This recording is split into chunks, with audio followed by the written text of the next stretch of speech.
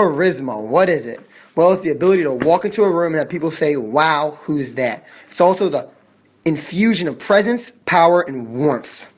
Guys voted, and for good reason, because most people think they don't have charisma, studies show. And what studies also show is charisma can be cultivated. It's not something you're just born.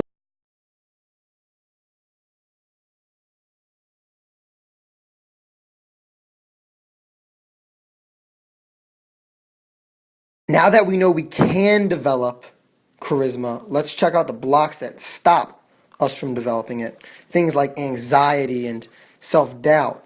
Comparison is one thing that blocks our ability to become fully present. And I like this quote. It says, don't compare your behind the scenes to someone else's highlight reel. Huge. Another colossal one is anxiety caused by uncertainty.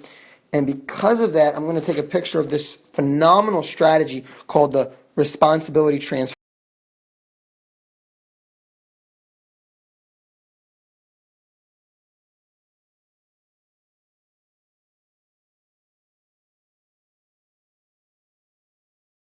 Self-criticism, self-doubt. Now, here's the interesting thing. There's a study that shows many people think they're going to be a phony or a fake and they're going to get found out.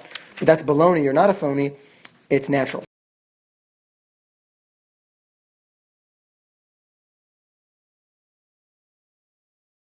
Here are the strategies to smash the shame and overcome the obstacles. First, destigmatize discomfort, neutralize negativity, and rewire reality.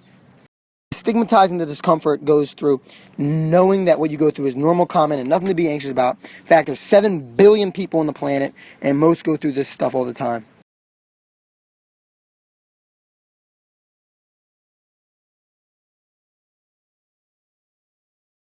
Next is neutralize the negativity. Turn down the radio dial and notice that it's probably a story. You're overblowing it. See it as it is, not worse than.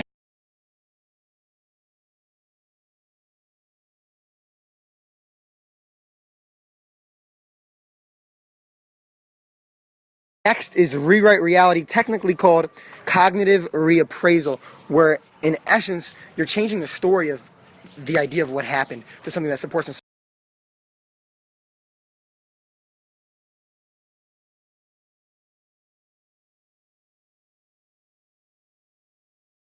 Use that one a lot when it comes to me being a little late to where I want to be, or I'm not going to be on time quite exactly. So it's like divine timing. It's all good. I'm going to meet the right person. Let's say I'm hitting the club on the weekend and I don't get there at the time I wanted to. Well, I could think, hey, there's going to be no line, or I'll get in free, or I'll meet my friend who I haven't seen in years.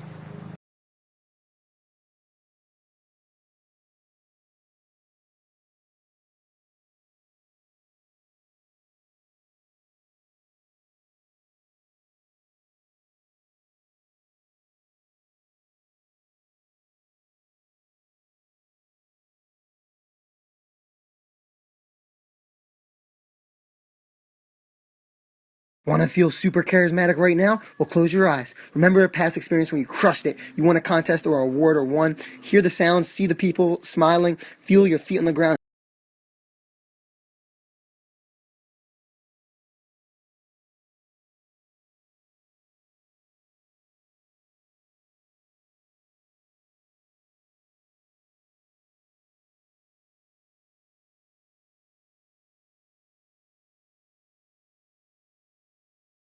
Cultivate more warmth and compassion, which is crucial and critical for charisma.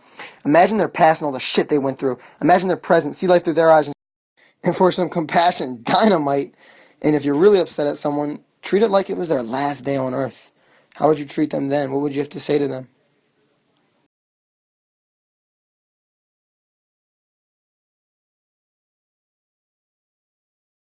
Talked a lot about warmth, a little bit about presence. When you're talking to someone, try to look in the color of their eyes. Maybe wiggle your toes when you talk to them and feel yourself breathing.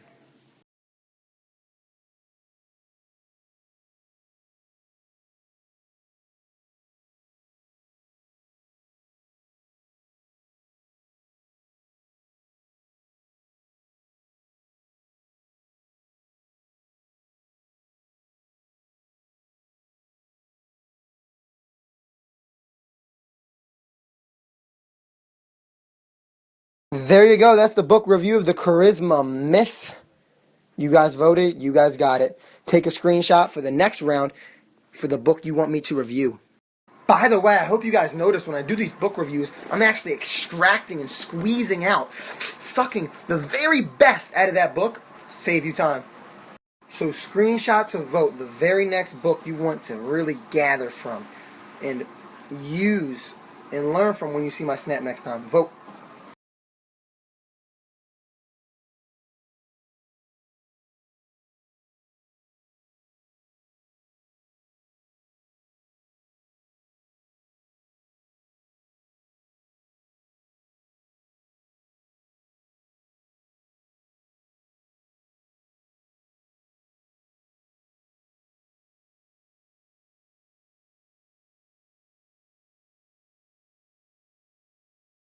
What I just gave you was a win, win, win, win. You can't lose with any of those votes.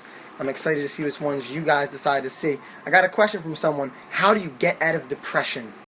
To get out of depression, I'll give you these 3 strategies that work not only for me, but so many people and proven to work. Powerful. These are some writer downers. First, what's the opposite of depression? As my mentor Elliot Holst says, expression.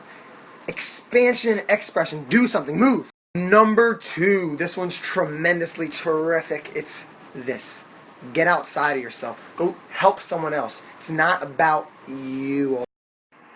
That's what I do to myself lately when I think it's about me. I try to get one of my wristbands and pull it back and say, it's not about you.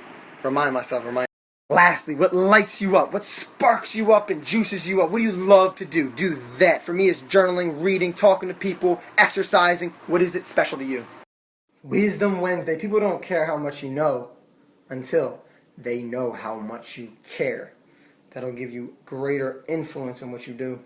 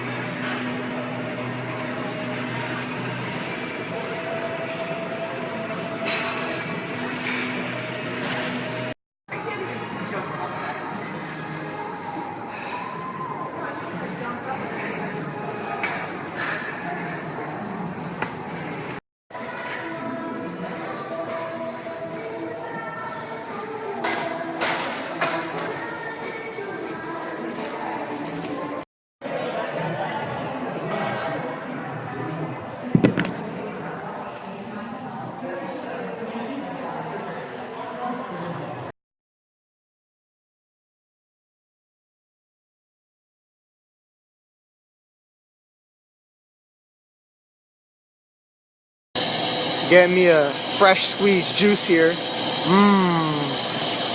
Look at that.